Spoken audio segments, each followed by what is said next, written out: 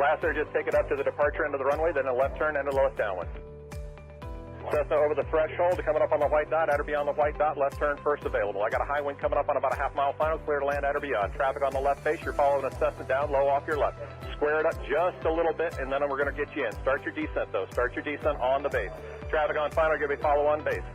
Base traffic, start turning toward the numbers now. High wing coming up on quarter-mile final, take it all the way down to the green. Cessna taxiing on the green, expedite down to the next hard surface. Get me some speed, there you go, go, go, go, go fast. This is going to be good. I got traffic on a mile final, you're following traffic ahead and to your right. High wing coming up on the threshold, take it all the way down to the green dot. 5 Charlie Sierra, 2 mile final. A mile final, turn north, and we're going to just make you, we're going to bring you back around. Jet traffic's coming up on about a mile and a half final, runway 9er clear to land.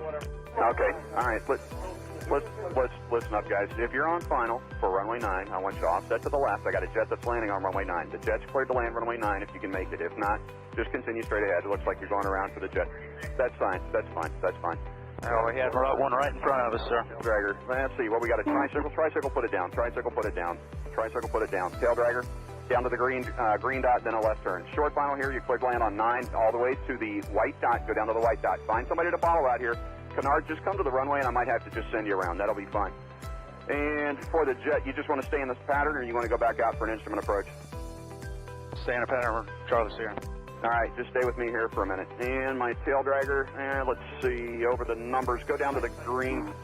And Canard's going to have to go around. Canard, go around. Canard, go around. Canard, go around. And my high wing here over the runway, keep it airborne. Keep it airborne. You do not descend. Do not descend. You got a fast guy behind you. Do not descend. There you go. Keep it airborne. Keep it airborne. As soon as the guy behind you gets slowed down, I'm going to put you down. So keep it airborne. The one that just passed the white dot, make a left turn on the hard surface. All right, my high wing tail dragger, you can put it down now. You can put it down now. And Charlie Sierra, let me get you about a mile off. Let's see, Charlie Sierra, I lost. There you are. Make a left-hand turn. I'll try to resequence you here on the downwinds. We'll see how it looks. Short final, you're clear to land runway 9 on the white dot. Clear to land on the white dot. There you go. And the tricycle left on the hard surface and follow the flagman. Welcome. Thanks for being part of the show.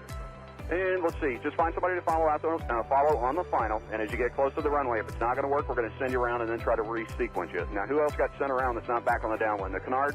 Yeah, Canard. All right, Canard, there's a Gulfstream up there that went around too. I just lost sight of him, but you're going to make kind of a left-hand turn and stay low. I think Charlie Sierra, what's your altitude? 3,200. Okay, that'll be fine. Just maintain VFR. I don't know what else is up there above you. Probably most everybody's down here, so just make a left-hand turn. We'll try to get you back here. Canard's got the jet in sight. Okay, the RB, maybe an RB-10, whatever, here on final. Keep your speed up and go all the way down to the, aim for the green dot for me. Actually, keep your speed up. There's a guy behind you. Aim for the green dot, and I'm sure that's plenty of room for you to land on runway 9. You're clear to land on runway 9.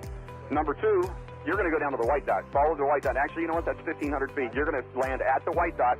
The spacing looks adequate here. 2 guys on final. You're kind of tight there. Keep each other in sight, and you're going to aim for the white dot. If it's not going to work, we'll come up with a plan B. We might have to send you around. The second guy behind you out there in about a 2-mile final. Are you slow enough to be able to follow that guy in front of you? You need to go around. Well, I probably shouldn't ask that because I had about 5 guys answer me, so I should know better than that after 35 years, you would think, right? All right, so let me see. The guy who's number 1, it's number 1. What kind of airplane is he? An RV type. All right, RV type. Keep it airborne for me. Keep it airborne. And I got a fast guy behind you. The number 2 guy over the trees there. Go ahead and put it down on the numbers. Put it down on the numbers. My first guy just coming up on the numbers at the over the grass at the numbers. I want you to keep it. T-minus 1 minute and counting. Hello.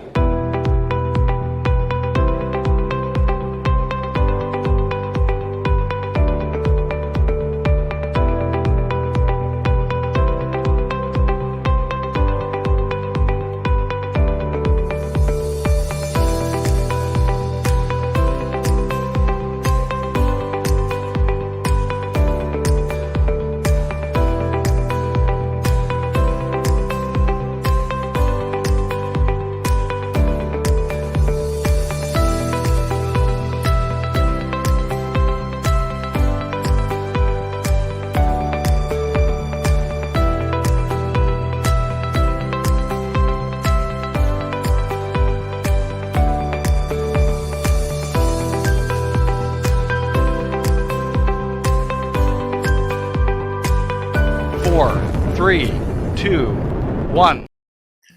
Hello.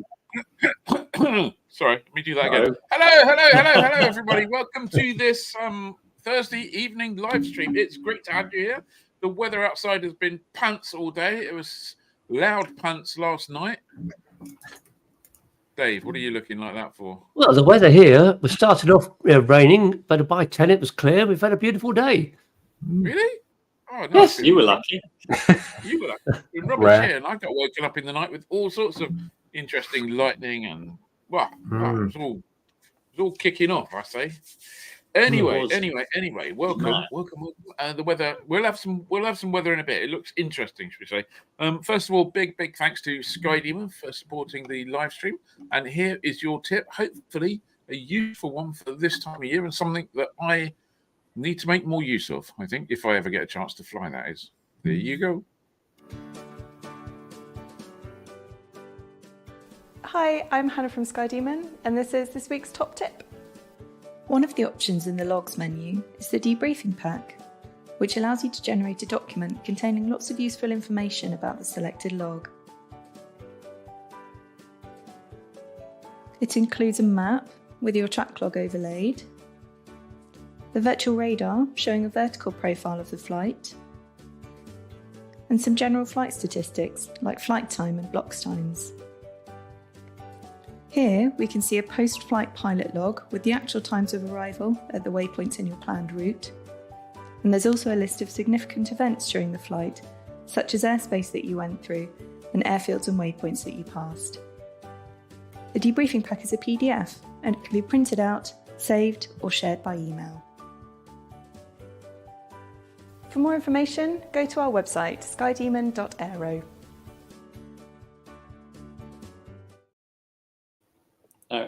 A few things there.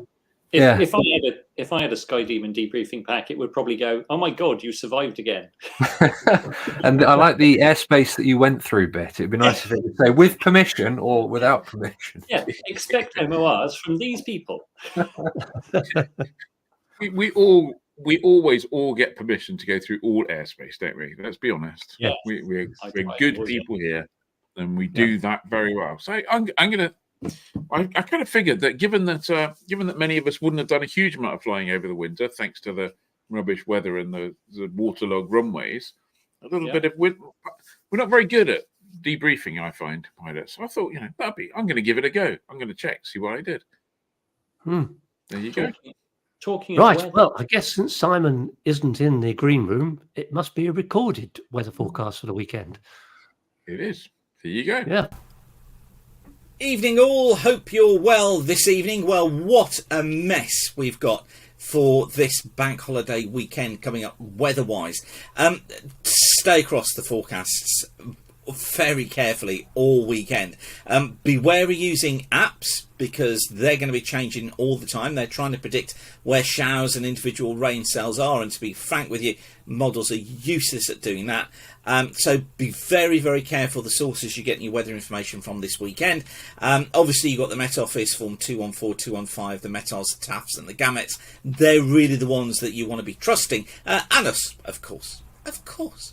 Let me show you what's going on. This is the forecast for Friday. Got a weak front that's across southern parts of England, southern parts of Wales into Southern Ireland on Friday.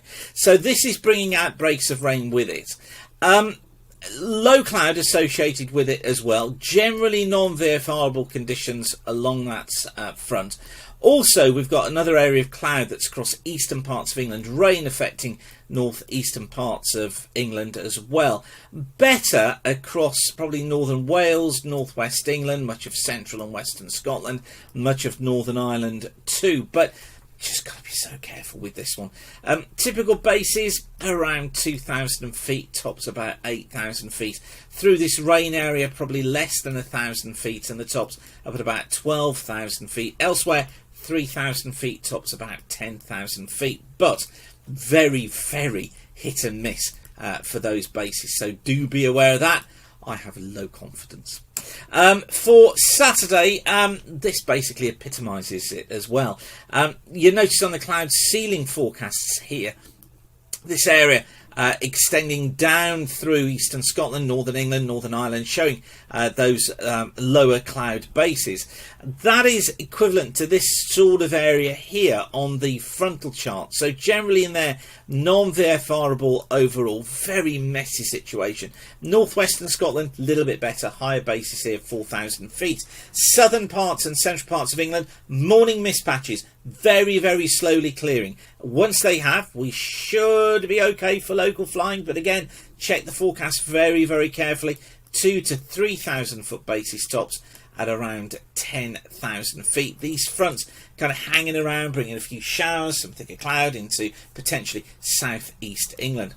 And then Sunday, again, all a bit of a mess, low pressure south of Ireland. This front bringing some outbreaks of rain to southern Ireland, to southern Wales, to southwest England. Few showers across eastern parts of England and some heavier showers affecting Scotland. Typical bases here, 1,000 to 3,000 feet tops at about 15,000 feet. England and Wales, here bases of around 4,000 feet tops at about 12,000 feet. In that range, bases less than 1,000 feet tops at about 12,000 feet. Quite hazy to boot as well. Getting the picture? And then Monday, well, outbreaks of rain, central areas of the country on Monday. A lot of uncertainty over exactly where this rain is. Heavy showers for Scotland, for northwestern England. In between though, flyable, yes, the bases will lift and it may improve across southern England later on in the day on Bank Holiday Monday. But trust me, this is so far in advance. I have so little confidence in it. Like I say, just stay across the forecasts all weekend. Wow. Okay, if you can't get out and fly though, why not go to weatherschool.co.uk and take my pilot's guide to Scooties course. This will help you forecast, and I think this weekend you'll be better at it than me.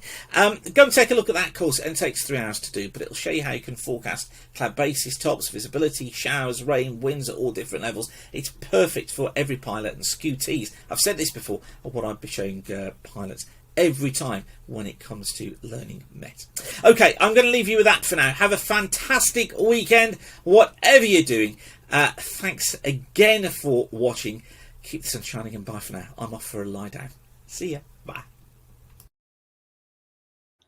Wow. Well, that's a bank holiday forecast and no mistake, isn't it? Yep. Yeah. There's some questions that are going to arise tomorrow, Ed.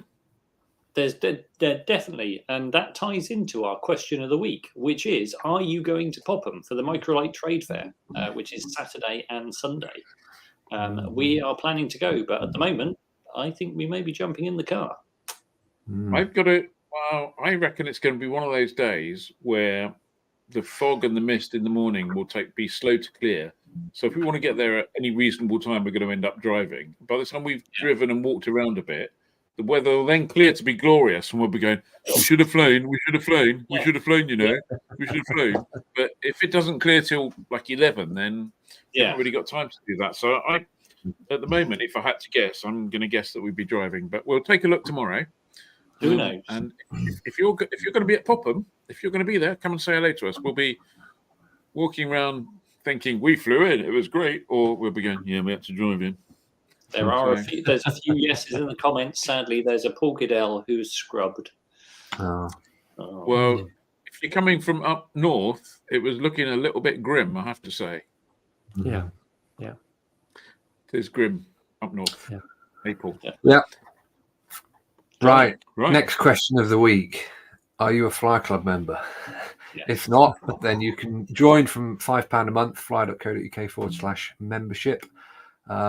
Just something different for this week. There we go. That's this month's vouchers for May. After a bumper April with, was it 9 or 10 free landing vouchers, which we've got a bit of a news story on in a bit. Got a good spread this month around the country. So yeah, get out there and get landing. And obviously, Fly Club members get access to all of the content on fly.co.uk, all of the webinars that are recorded, or rather broadcast live for members to watch, including last week's from Cy Wilson, all about tailwheel flying. And we've got basically a whole year of webinars lined up ahead this month with the AIB, I believe, which should be an interesting one. Definitely. Indeed. Yeah, definitely. In the comments, Mishy says, I just came here. Was John McFall already there? No, you haven't missed. Oh, Ian's having a coughing fit. You haven't missed John. John is in the green room, and he'll be here a little bit later, probably around about 5 to 8 once we've done the news. And maybe if Ian survives. Sorry about that. I just wanted to add a quick note before we move on, which is to say I forgot to set it up this week, but I'm thinking of setting up the live streams slightly differently for those people who contribute by putting in comments, which is great. We love the comments. You can set up a live stream that says you can only comment if you are subscribed to the channel, if you're subscribed to Flyer. We would like everybody watching to subscribe to Flyer. I haven't done it this week, so you can comment even if you're not subscribed. But I think next week it may be you have to subscribe. It's not going to cost you anything. You just have to click that subscribe thing. So have a go and do it this week in advance. It'd be great to have a few more subscribers. It will help us. Thank you very much for that. Moving on over to John Milner says, Cy Wilson was brilliant. I now know I don't want to fly tail wheel. Oh, John. It should motivate you to fly tail wheel, want to fly tail wheel. It was good, actually. It was a surprisingly, I shouldn't say that surprisingly. It was for a whole, there was a lot of technical stuff in there, and it was actually really useful and really good.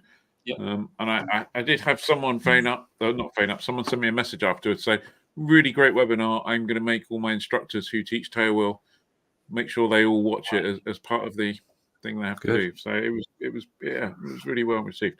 Are we on to the news? Yes. I think we are. I think we're on to the news. So I guess that's me kicking that off. And I guess the first bit of news is we're on the verge of Popham. We've already said that.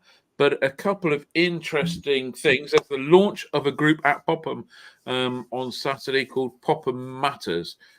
Clearly, it's a pressure group set up to try and defend Popham from Popham Airfield becoming Popham Garden Village and getting 3,000 houses built all over the runways and the various other bits locally. So trying to keep it as an airfield. So we'll be talking to Popham Matters, hopefully. So that'll be good. And the other bit of interesting news for Popham that I'm looking forward to is the proposed Microlight Stomp SV4. There's a company in Belgium called Ultralight Concept, and apparently back in 2000. Oh, look at that picture! Great. I mean, that's beautiful, isn't it? I mean, the Stomp kind of got great legendary handling. And Ed, you can remind me. You probably know the answer to this, and I've forgotten. Is it the Stomp or is it the Youngman that in the right hands you're supposed to be able to flick on takeoff? It's the Youngman or the Youngmeister, isn't it? I think. Okay, so don't do it in the Stomp. I would say definitely. I think the Stomp is still a lovely aeroplane. I think it's a very lovely aeroplane. Yeah, and this is obviously a full-size replica, but made much lighter, so can either be powered by a D motor or a Rotax. I guess most people go for the Rotax. So if you've got any sense, you'll go for the Rotax. Ian says, but interesting. Talking, I hate having a whole load of numbers in news because I just think they get a little bit of dough. But I've got 2 numbers for you. Originally, the empty weight for the Stomp is something like 560 kilos. Yeah. And the empty weight for the Microlight version is something like 295 kilos. So that's quite a significant bit of weight saving that's gone on there. This is kind of for me. Shows just what can be done with a 600 kilogram Microlight category. And they're certainly talking to and working with the BMAA. I think there's a new company being set up called the Stomp, the UK Stomp Group. I can't remember exactly what they're called now, but we'll let you know. We'll let you know. There is we'll take a look. Is a new story on Flyer. So yes, yeah. I'm kind of hoping they're there already, because if they're not there already, they're going to struggle a bit tomorrow and struggle a bit on Friday, aren't they? So, we saw some posts on Facebook that suggested that they were in transit, whether they made it across the channel yet or not. I don't know. Good. Well, today in the Popham area was grim. Anyway, moving on. Sorry, I'll shut up. Dave. Yes. Dave. So you may remember the all-party parliamentary group on aviation. They've now dropped they were the general aviation, but they've dropped the general bit. But the group has rebooted its airfields working group after a few members stood down. The new chairperson is Matt Wilkins, who is the accountable manager at Old Buckingham Airfield up in North Norfolk. The vice chair is Louise Sutton, who is editor of the AFE VFI Flight Guide, and also, you may remember, one of the people who put forward the idea of a strategic airfield network. The idea is supported by the working group, who said that matters related to planning will remain the highest priority of the group. Weirdly, they added, including national grids, pylon routes, and their impact on many aerodromes. Now, I didn't actually realise that pylon routes were an issue for airfields, but apparently they are. The group also says aerodrome operators will set the agenda, ensuring ongoing operational matters and issues such as business rates and recruitment are tackled immediately. This is not the whole of the all-party parliamentary group on aviation, because they've got a series of working groups. The other working groups include cover airspace, tax, regulation, and heritage. So this is a new bit, probably the most important bit for most of us. In other airfield news, ESHOT, which we've already mentioned as being a landing fee this month, has a new operator. They say the intention is to make ESHOT a centre for general aviation in the northeast.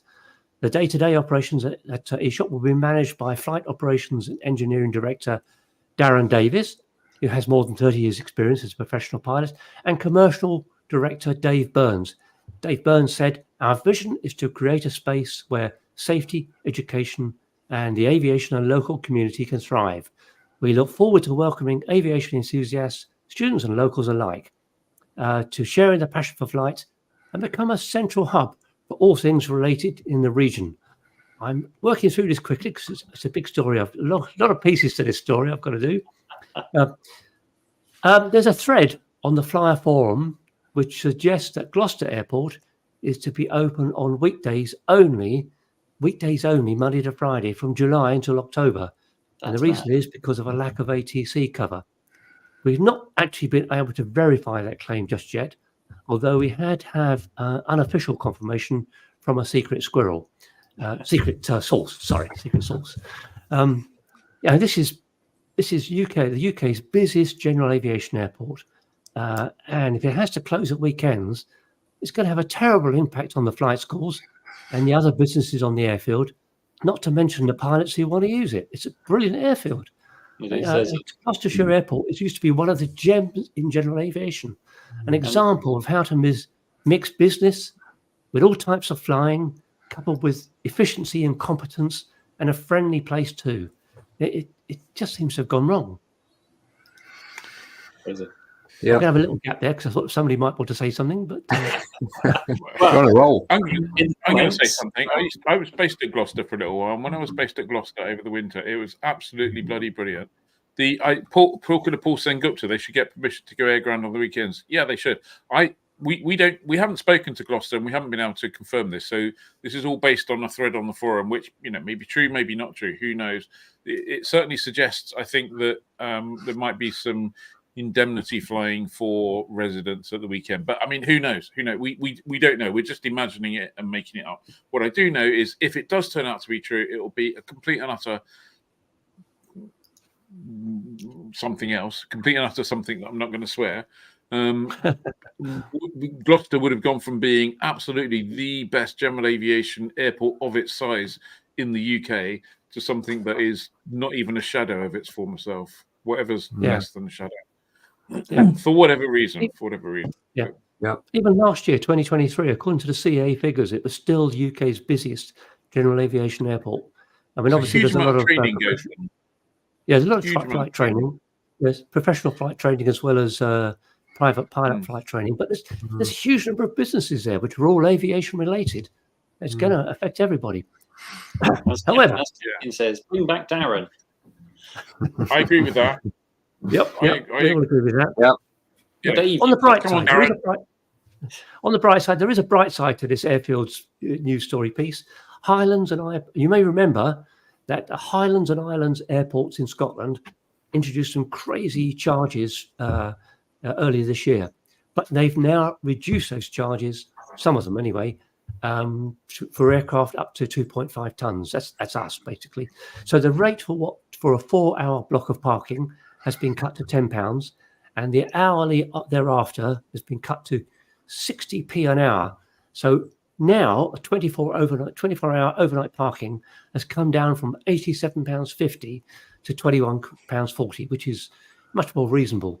The first hour of parking is free. There's still a battle going on to get the £15 navigation charge, which came out of nowhere, to get that removed. But they've obviously realised, and they've made a bit of an error here, or perhaps they just didn't define it well enough. And they've responded well, I have to say. Yeah. Absolutely. That is good. Yep. Yeah, next story. So Derek Pake, who we had on the live stream last month, I think, or month before, who was the winner of the 2023 Paulies Dawn to Dust Challenge, has teamed up with Squadron Prints to provide a £2,000 scholarship aimed at encouraging someone to achieve their goal of entering light aviation. And Derek said, basically, this is aimed not at the commercial training sort of market. This is for people who want to get involved in the fun side of flying, because there's scholarships and bursaries all over the place for people who want to get into a commercial job.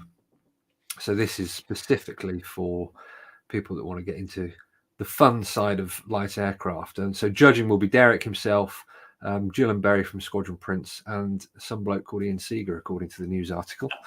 So I just read that myself. I hope I get a free cup of tea or something. I think absolutely. Round of applause to Derek and everyone involved in that.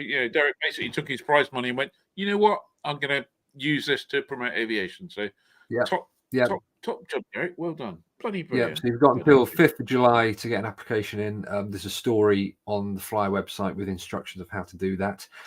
And second is the Tom Castle Aviation Heritage Scholarship is back for another year. The applications for the scholarship opened yesterday. There's 5 scholarships available. Each one will give 5 hours of instruction on the Tiger Moth at Sywell.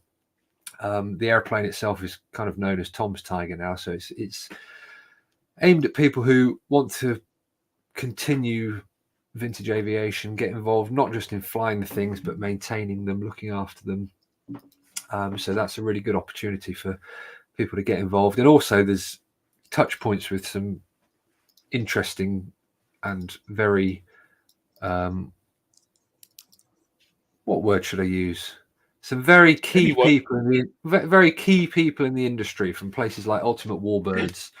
Yeah. So you can brush shoulders with some quite influential and interesting folks. So yeah, get involved with that as well. Yeah. The scholarship applications end on the 31st of May. Yeah, fantastic. Cool. There are some brilliant people in aviation, aren't there? Who just don't have to do these things, but they do. Yeah, no, very selfless. I'm trying to find the link. There we go, to Derek's news story on the Derek Scholarship news story on Flyer, so that we can get it in the comments. We're getting there. There we go. Right. So Jane says the instructor. The instructor refused to do arrows with the Tiger Moth at Sywell. He said he wanted to land in one piece. Oh. I've done arrows in a Tiger Moth. It's brilliant. Not fast. Yeah, me too. Me too. Very good. Okay. Some electric seaplane news. Electric seaplanes, they're a bit like eVTOL. No, not quite as many, but they seem to pop up. And apparently electrification seems to be like the thing now. There's a new startup aiming to develop an electric aircraft with a difference. They're called Maxwell Aircraft. They've got plans to make two machines. One is an electrified Lake Buccaneer, the E-Lake, and the other is the Maxwell M1, which is basically an electric version of the Geoduck, which is a Grumman Widgeon, basically remade in carbon fibre. They're saying initially it's the M1, which is the Geoduck electrified, will be offered as an experimental aircraft for use for commercial purposes by government agencies. I wonder who that would be, and their contractors. Later, the company plans a certified version. There's no indication when the E-Lake is going to come along, but I'm guessing that's going to materialise. It's an interesting idea. Maxwell say it's taking advantage of modern design, modern materials. Well, I guess for carbon fibre in the M1, the E-Lake is a bit conventional. And they're saying high energy density second generation lithium batteries will make air transport services economical in coastal areas. And it does sometimes seem like someone's going, quick, I found this solution to a problem you have not thought about. Yeah. Anyway, they're talking flights up to 170 miles. And they say it takes advantage of less regulated and low-cost harbour facilities near population centres. Yes. Yeah. I just wanted to briefly mention a couple of fly-ins. We normally do that bit at the end, but there's a couple coming up which I think we deserve a bit of a special mention. The first one is on July the 6th, and that's at East Kirkby, which could well be one of my favourite places, and I am a little bit biased. But imagine this, kind of you fly into East Kirkby, which is kind of interesting on its own, a little bit challenging if you haven't been there before. But you take part in this fly-in, and you get to witness the Lancaster and the Mosquito doing the taxi runs, which is just absolutely fantastic. That's kind of just Jane there, and it costs 15 quid is your landing fee, and the pilot gets museum entry for that, and it's an absolutely fantastic museum. Really, really lovely place. So East Kirkby, big favourite of mine. And today, just half an hour ago, I heard that there's also going to be a fly-in on Jersey on July the 21st. So we'll be in Oshkosh by then. But if you're not in Oshkosh, you can land at Jersey, you get a free bacon sandwich, you get fuel, which I think is £1.19 at the moment if you're an AOPA member. It's like, that's cheap as chips, isn't it? £1.19 a bloody litre. I reckon that's cheaper than some places in America. And they've got a deal with the local hotel with reduced rates plus easy cancellation if the weather's pants, which it sometimes is, even in July. But there'll be more on that at some point in the near future. Right, Ed, last news item. Our last little story. So when we announced the 9 Scottish free landings for April, which was for club members, we made a loose challenge. It's like, hey, someone needs to do all 9 of those in one day. Well, actually, Flyer club member Tam Carr managed to do all 9 on April 27th. He said, after checking the weather forecast, I got up early and figured I could avoid a band of showers approaching the Western Islands.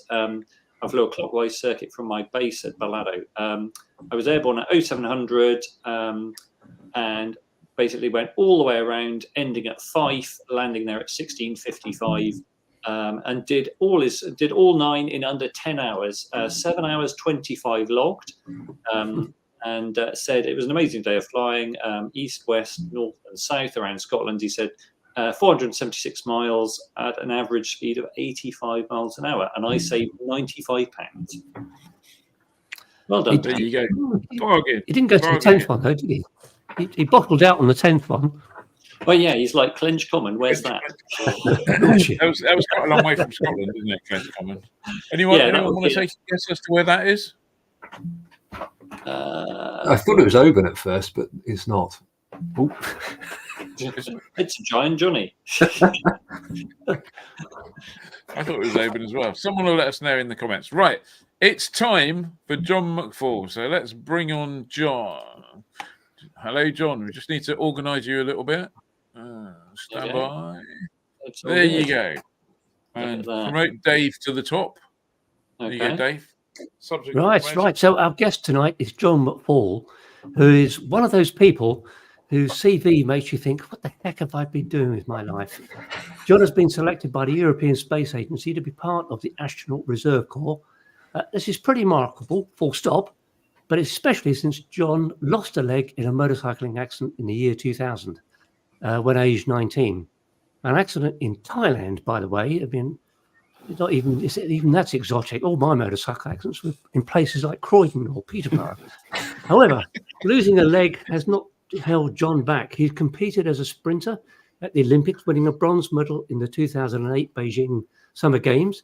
He also likes free fall parachuting and taking long train journeys. Apparently, he came back overland from Beijing by train. Wow. So, John, welcome to the show. Let's get the leg thing out of the way first of all. How on earth did you lose it? Sorry, how did you lose it? And how on earth have you managed to come back from such a trauma. If you think that's a bit brutal, I should point out that John's Twitter handle is I have 5 toes. So I don't think you're shy in talking about it. Not at all. Absolutely no. Nice to meet you all, and thank you very much for inviting me on the show. Yeah, I was just a stupid 19-year-old boy, really, always a little bit adventurous. Loved exploring, went traveling in my late teens before I was due to go off to university. And yeah, I was in Thailand. I did what an awful lot of travelers back then that I knew did, which was to hire a motorbike to go off and see the sights wherever you were. So me being a 19-year-old boy and being the son of a paratrooper, ended up riding this motorcycle a little bit too fast and lost control of it. And as I lost control of it, I put my leg out to stabilize the bike as I was going around a corner. And just the force of that, knowing what I know now, having studied medicine and become a surgeon, I probably had an open dislocation of my right knee with a vascular injury, which ended up making a mess everywhere. And I ended up a couple of days later, I was pretty sick because of the injury and the amount of blood that I lost. But eventually I was stable enough to be flown up to Bangkok, where I had surgery to amputate my leg. But prior to that, growing up as a kid and as a teenager, sport was always a huge part of my life. And after I lost my leg, it was really, really evident very quickly that sport, and particularly running, was going to be my vehicle or one of my vehicles for rehabilitation. And yeah, so I got myself back into running. I taught myself to run again not long after I had my accident, and it just went from there, really. Mm. So you want to be an astronaut, or you've been selected as part of the reserve for astronauts. Why do you want to be an astronaut? And I'm sorry about the second question, because I'm just wondering what exactly does an astronaut do? Great questions. I'll let you in on a cheeky secret. Actually, I never dreamt of being an astronaut. I know lots of people who become astronauts are like, yeah, I wanted to be an astronaut since I was a kid. But for me, I never dreamt of being an astronaut. I didn't realize it was a proper job, if you like. But for me, I've always been hugely curious about life, about the world, about science, how things work. And that, coupled with my sort of adventurous nature, like a challenge, like to push myself, like to live at the edge of the envelope a little bit. And I'd been through I'd had my amputation, I'd done my sport, I'd trained as a doctor and was working as a trauma and orthopedic surgeon. And then this opportunity came along in 2021. The European Space Agency put out a vacancy notice looking for, they were recruiting for a new class of astronauts. The last recruitment had been back in 2008, 2009. And so they were looking for a new class of astronauts, but uniquely within this vacancy notice, they were also looking to recruit someone with a physical disability who could potentially be an astronaut. So it had all the academic, psychological, and physical, minus the leg, physical attributes to be an astronaut, but wouldn't otherwise normally get through the selection process because they would fail the medical because they're missing a bit of their body. So they thought, well, let's see if we can recruit someone that will then form the basis of a feasibility study to see if it is actually feasible for this person to become an astronaut. And that was why I applied. I saw this and I thought, wow, this is an awesome opportunity. And what a real opportunity to stand on this quite prominent platform globally now, to have this opportunity to talk to people about this and show the world what we're doing in Britain and what we're doing across Europe in trying to change people's perceptions of what people with physical disabilities can do. So that was sort of why I applied to be an astronaut. I'm going to qualify this. I'm not an astronaut. I'm not an astronaut in training at the moment. I do hope that I will be an astronaut, but at the moment I'm doing this study to demonstrate that actually it is possible. And in answer to your second question, Dave, astronauts are many things, actually. Astronauts are many things. Primarily nowadays, in space, their job is a scientist. 25% of their time on orbit on the International Space Station is doing science. And that's a whole range of things, from material science to physiological science, all those sorts of things. So really advancing our knowledge of science using this amazing orbiting laboratory and microgravity to help us understand both chemical, mechanical, physiological processes better and exploit those for the benefit of mankind. Right. Really, is what astronauts are doing on the space station. What do you hope to achieve as an astronaut? Because obviously you've got a medical background as well. A couple of things. So I think there are two aspects for this. For me, I would really like to contribute to the really, really valuable science that's going on in space. Specifically, if we can tailor the science that I do up there to something in the subject area, in the field that I'm interested in, and get something meaningful and applied out of that, then that's what I would really hope to achieve. The second thing I really hope to achieve actually is more a sort of a socio-political impact of what this opportunity will have, by showing people what is possible for people with a physical disability, changing people's perceptions, as I mentioned earlier. And this is only going to create more and more opportunities. As we discuss disability more, it's only going to create more opportunities for people with disabilities as the stigma becomes less and less. So that's probably the other arm of what I hope to achieve as a result of this. Yeah. Is the European Space Agency one of those rare things where Britain, the UK, taking an active and good role in Europe? So for those who aren't aware, the European Space Agency is made up of 22 member states. It's not exclusively the European Union. So Norway, Switzerland, the UK are part of that as well. Although a reasonable amount of funding does come from the European Union for some of the programs that the European Space Agency run. But the UK, over the last decade or so, the UK have become a really significant, substantial player in the space industry. And we are the fourth largest contributor to ESA's programs.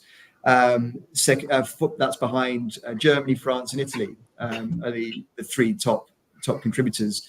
And we've got a really, really growing space sector in the UK, and it's quite phenomenal what's going on and what the transition that has happened over the last 10 years or so. So this is something that Britain should be really, really excited about, is our involvement in the space industry. And this isn't just astronauts. It's not, astronauts are like this much of the space industry. It's tiny, but the work we're doing across all the other sectors, across exploration, satellites, there are so many, and communications, so many things that the UK are involved in. Right. So I've got a question, John. So I hear you've flown on the Vomit Comet a few times as part of, I guess, getting your astronaut legs. Or leg. Yeah. Well, yeah, it turns out that actually, flying on a parabolic flight doesn't make my other leg grow back, unfortunately, but I'll keep doing it. I'll keep doing it to test it. It's a great experience. Yeah, so I've done, I did a parabolic campaign back in April last year, and then earlier this year, so April just gone, a couple of weeks ago, I flew for another 3 days, actually. So 3 days, each of just over 30 parabolas. So 90 plus parabolas over 3 days, which was really good. And it's good fun. And it was for me, it was a great opportunity to try some stuff out. So things that are pertinent to the feasibility study that I'm doing here at the European Astronaut Centre, testing my ability to translate through the cabin of the aircraft in microgravity, stabilize myself, do other maneuvers, test some of the technology that we're thinking about taking, some of the prosthetic hardware that we're thinking about taking to space. So it's good fun and no vomit. Where did you have to go to do that? This was it was out of Bordeaux, so Merignac in Bordeaux, and actually, Novaspace surprisingly there are very few people who do these who provide this service across the world. There's really only two main ones. One's in the States and one's in Europe, in Bordeaux and Novaspace. And the one at Novaspace is the biggest across the world. So people come from all around.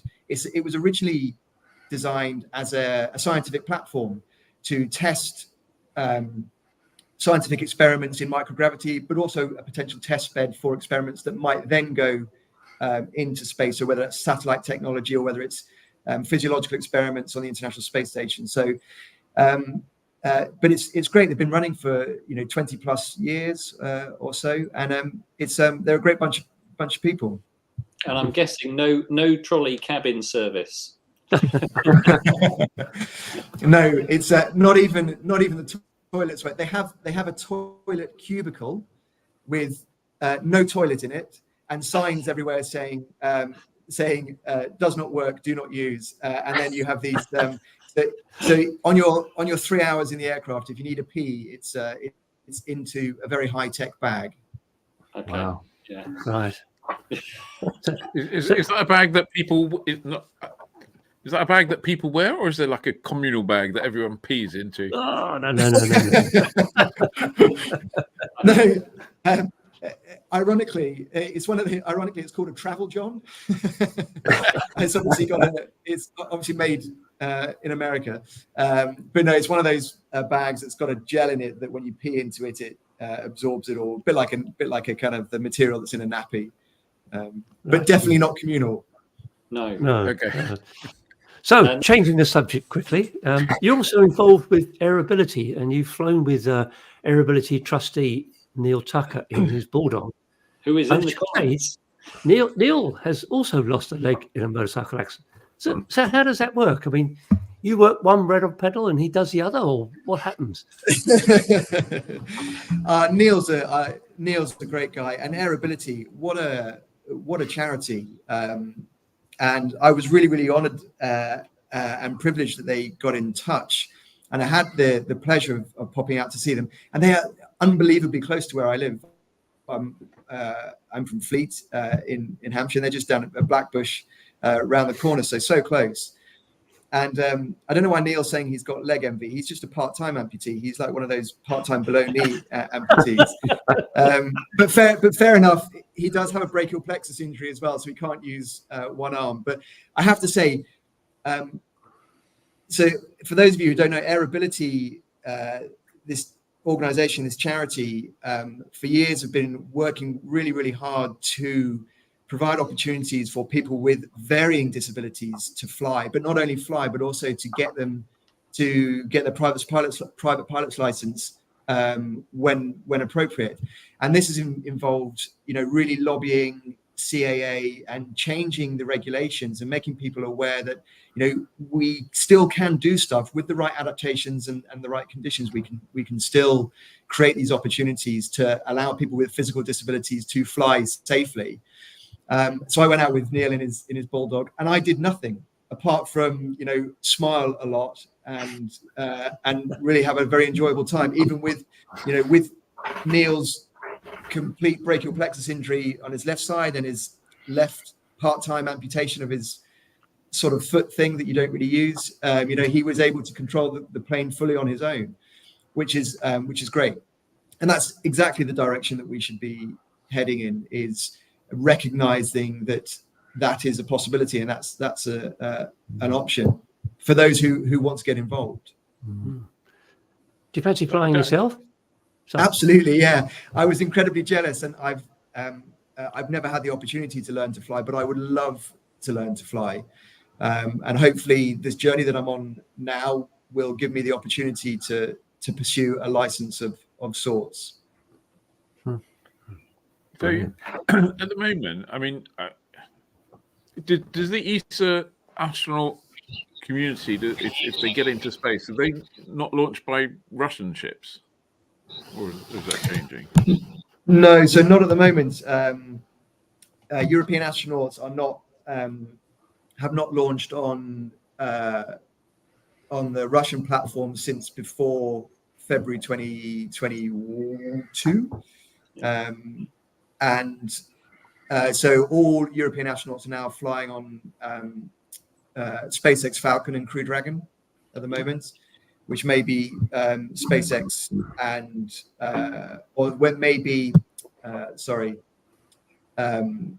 Starliner in the future. That's going up for its first manned test flight this month.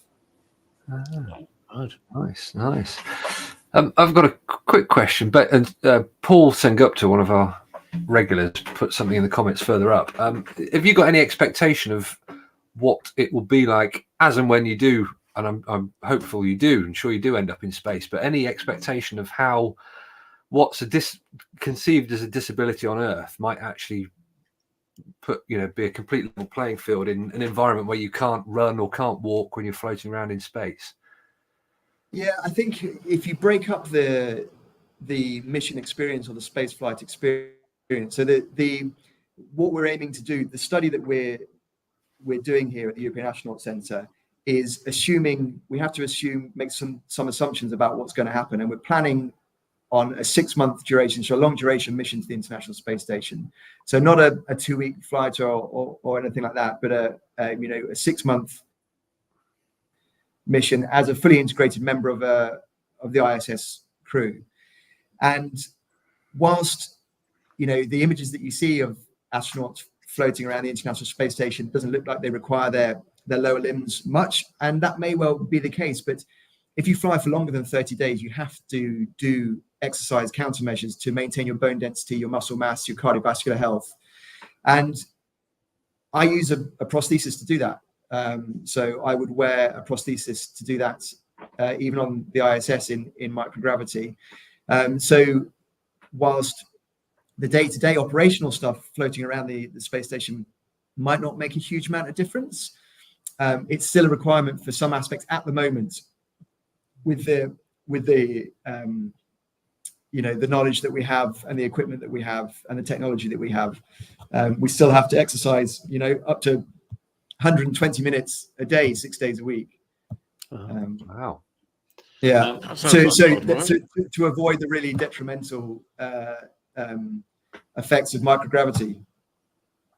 Annabelle's got a question in the comments. She says, John, do you anticipate that ESA will be developing a specific prosthetic for spaceflight? It's unlikely that it will be specific. So we're going through this process at the moment, and you've got to imagine that a complete bespoke design of something new is timely, expensive, and may not be necessary. So what we're doing at the moment is we are looking at existing prosthetic hardware off the shelf, so what we call commercial off the shelf items that I use anyway.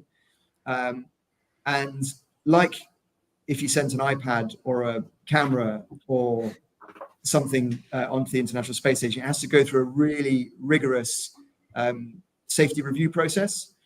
And the same will be for any prosthetic hardware that I take. So, and this is quite a prolonged process of systematically going through the safety review process, identifying the hazards that a piece of hardware might cause, how those hazards are controlled.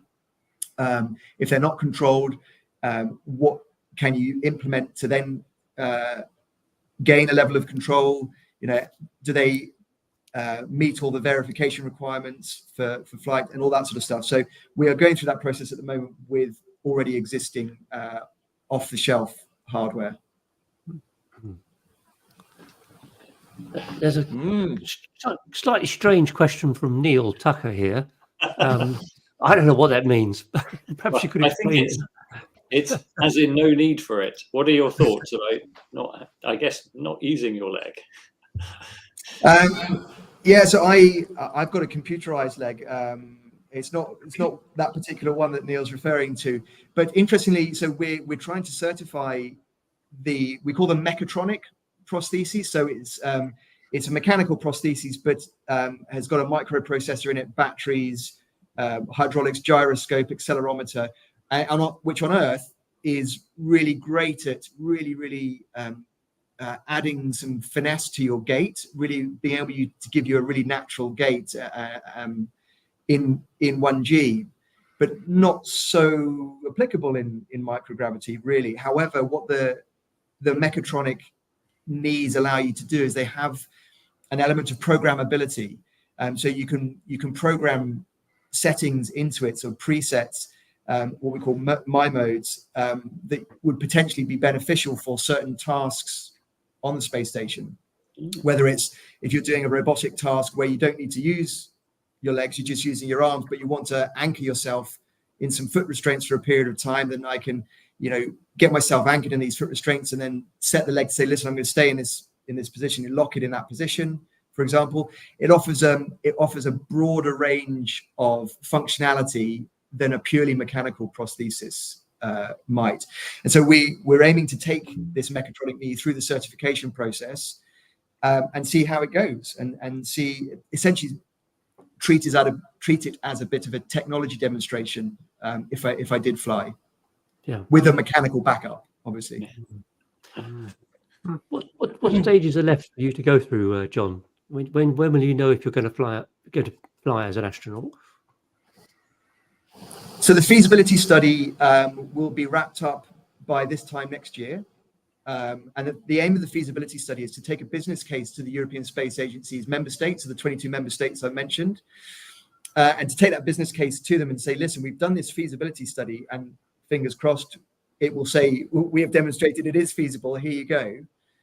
And every 3 years, there is a big meeting of the ministers. So that it's called a ministerial council meeting. So all the ministers that space comes under in every nation. So for the UK, it's the Department for Science, Innovation and Technology, DSIT. So our minister, along with the UK Space Agency delegation, will come all together with all the other 22 member states, and all the funding and budget will be thrashed out there. And this, at that time in November 2025, this will be proposed and say, listen, we've done the study, it's been successful, how about supporting a flight opportunity for John? And if they go thumbs up, then that's great. And then the earliest it would be 2027, because it probably takes about 2 years to train for a flight. But it could be anywhere between 2027 and 2030, really. Right. Well, John, it's been fantastic having you. We are running out of time, unfortunately. It's been I've learned so many things I didn't know before. Well, thanks for having me. It's been great talking to you. Yeah, and feel free to get in touch after the show as well. Happy to answer any questions. Right. I've got one very trivial question. Sorry, and that is, we quite a few of our guests have a bit of a military background, and the military pilots tend to all have like nicknames, not very inventive, because like Smithy becomes Smithy, etc. So do astronaut or trainee astronauts do the same, and if so, what's yours? So astronauts do end up having I think they do end up having a call sign, some of them. If we meet in person, I might tell you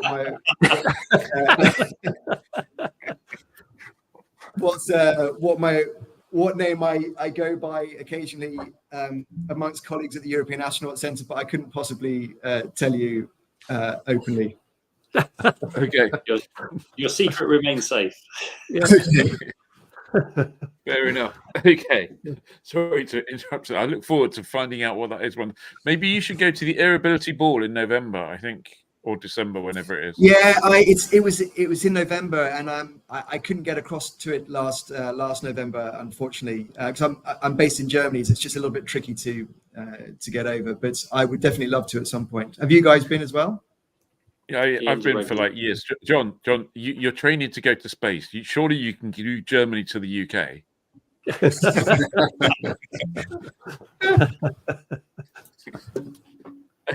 Brilliant. Okay. Well, hopefully see you there see you there this year, and you can tell me what your nickname's going to be. And best of luck, John. Thank you very much. It must be time for Fantasy Hangar.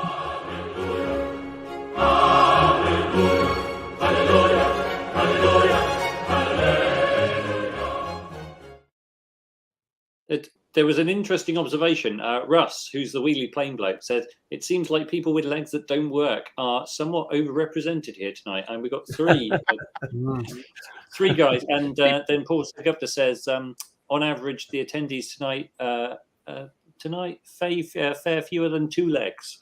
And he says people with 2 legs that don't work. I hope he's not talking about us lot, because like we work bloody hard. Sometimes when I walk, it feels Yes. So Fancy Hangar tonight, inspired by tonight's guest, we decided to pick aeroplanes owned by astronauts. So who's first? I don't know. I think Johnny should go first. Johnny. All right then. So I've gone for a chap, and Dave and I were talking about it before the live stream, called Hoot Gibson. And Hoot has flown a ton of airplanes. But the one I've picked is his own tiny little cassette, which he look at that thing, beautiful. My face in the camera again. Great looking machine, top dude. I didn't realize this, but apparently he set an unofficial record by taking this thing to about 27,000 feet. I think it was a time to climb record. Yeah. So yeah, absolute beast of a machine. But Hoot's got a great pedigree of flying other, not just spaceships, but other GA types. He raced at Reno. I think he used to fly one of the Sea Furies. So yeah, real cool dude. And that's my pick. Great, good looking airplane, nice and simple as well. Yeah, and I've met him actually. He really is a hoot. Okay. Yeah, sure. I was just the wings look amazing. Super smooth. Super great finish on those wings. So Hoot's cassette was modified. So a normal cassette has a constant chord wing. Hoot's was one of the first to have a really super slick. I think it was a composite wing, kind of early in the days. But yeah, there you go. I presume he raced. Did he race that in the cassette class or in the F1 class at Reno? I think he did. Yeah, I've got about 10 tabs all with Hoot on. So good start, says Nick Allen. Who's next? Colin's called it already. Right, so I've chosen my aircraft because of the astronaut rather than the aeroplane. So I've chosen John Glenn's Beech Baron. Oh yeah, here it is. This is his actual Beech Baron, which he flew. He flew everywhere. Of course, he became, after leaving the astronaut program, he became a senator and a very effective politician. Somebody who was welcome everywhere, partly because of what he's done. He's a war hero before he became an astronaut. But he flew this thing everywhere, and he'd take people with him. He'd take other politicians. Almost always took his wife with him. They were married for an incredible number of years. And I just think he's the guy you first think, in my generation anyway. He's the guy you first think of as an astronaut, John Glenn. Yeah, and I've seen that aeroplane. It's got a beautiful airbrush painting on both sides of the nose of various things from John's space career. Unfortunately, I couldn't find a picture of it that we were allowed to use. So this one we could. I think I should have. I should have looked. I think I have one somewhere. So, Ian, who did you go for? I'm going to go next. I kind of stretched the rules a little bit when you came up with this. Sure. Of course you did. Of course you did. A rule like this. There's Eugene Cerny had, I think, a 41, a Golden Eagle or something. I think it was, or maybe it's 340. I can't remember. But I couldn't, as much as I think they're nice airplanes, I couldn't really come up to Fantasy Hangar with a with a 340. And so my first choice was Thunderbird 3, but I realised that was not going to get approved. So in the end, I went for T28. Now, there's a pair of them there, but I think that I when I was flying at some point in the States, I kind of parked next to a T28. Absolutely stunning, beautiful airplane. And as Ed pointed out, quite often the astronauts would get one of those assigned to them. So I went for John Young's T28. I think that's just a gorgeous looking freaking aircraft. And astronauts pay tax, so they kind of do belong to them, really. Sort of. Do you mean T38? Did I say T28? I did, didn't I? T28. I meant T38. Yeah, not the T28's that big nose wheel piston thing. That's it. Yeah, Eric's I didn't mean that one. I don't want one of those. I know. I'm sorry. It's because I was like stunned by the beauty of it. I do actually know the difference between my T28 and T38. Yeah, I know the T38 is a lovely jet, and it's pretty timeless. You think it came out in the 60s and still looks fantastic now.